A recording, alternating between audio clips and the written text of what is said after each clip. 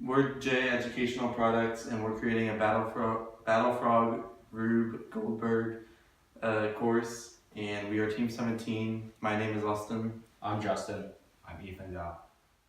Well, during the second design phase of the BRG project, the team looked up 5 different intellectual properties that is related to the BRG design, and the team created a concept combination chart and a concept scoring matrix to mix ideas and to determine the final design of the BRG.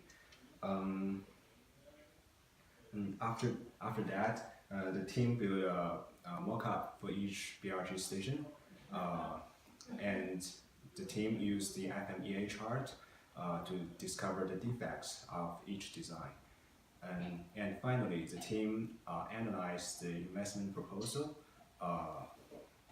and the team find out the most profitable way to receive the investment. So in the following slides, we are going to cover project management, intellectual property, concept generation, failure modes and effects analysis, as well as economy analysis. So this is an updated version of our Gantt chart. It hasn't changed much since the last DP1, but we did move prototyping back a few weeks so we could get started on it earlier. But it looks like we'll be in time to finish by December 10th, which is when DP3 will be due. So before creating our concept combination tables, the team looked at different patented ideas for inspiration. They were either older patents that had expired or newer patents where the specific machine that we looked at, the device wasn't necessarily patented, but the entire thing as a whole was. So for example, the pitching machine, it uses 2 spinning wheels that launch the ball forward, and we're using a similar idea to that but smaller, and that idea isn't what's patented, the entire machine is. And for the coin collecting machine, that device is older than 20 years, which is when the patents will expire. And some other patented ideas that we had looked at were the conveyor belt, the loop-to-loop toy, and the revolving door structure.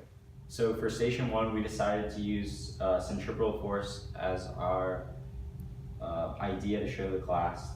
The picture on the left is our design where a ball would roll in and loop around and then roll out the other side. This one, the ball would be forced through the spinning wheels and be pushed against the wall by centripetal force and then fall. And this one, the ball would roll through the loop and then up the ramp.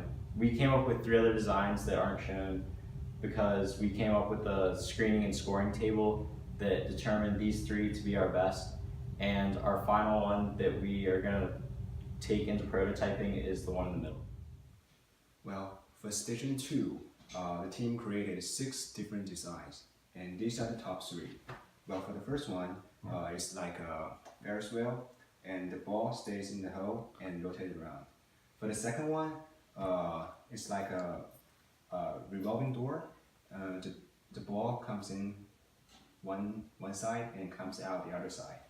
So for the last one, this is our final design. It's like a conveyor belt.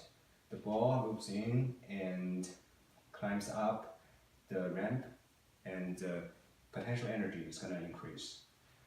So all these 3 parts need the Arduino to power. These are 3 of the 6 ideas that we had for Station 3. With Station 3, we want to represent either motion on an inclined plane or projectile motion. So the first concept that we had was having a tube with a spring in it, and the ball would be projected out of it.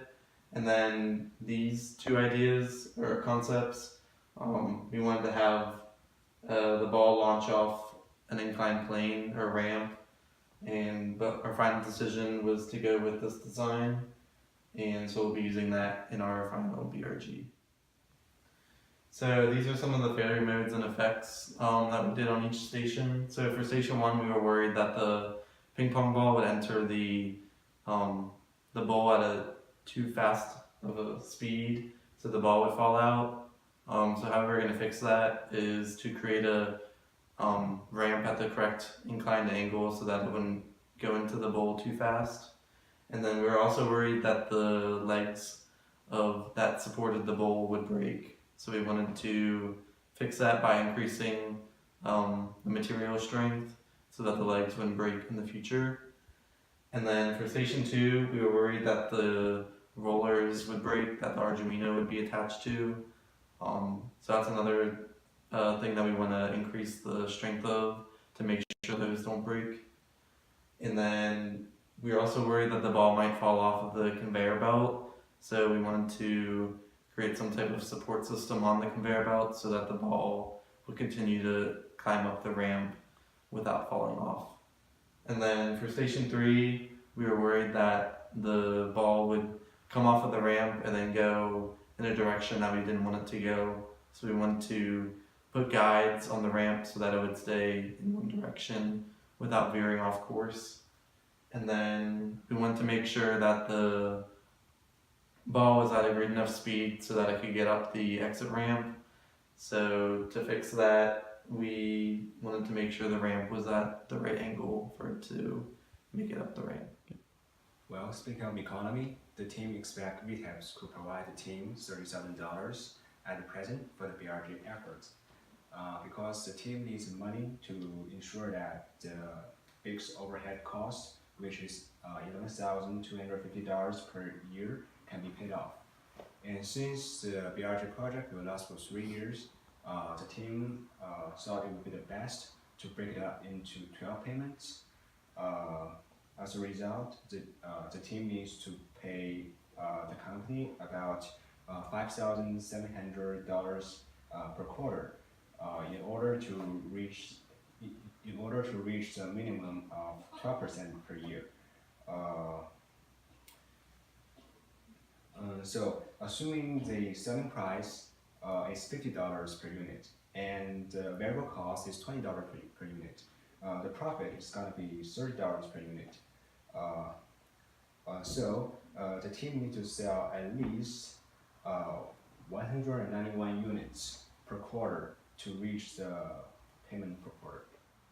So this is a look into the future. We'll be using the failure modes and effects analysis to fix up our prototype to finalize it for completion.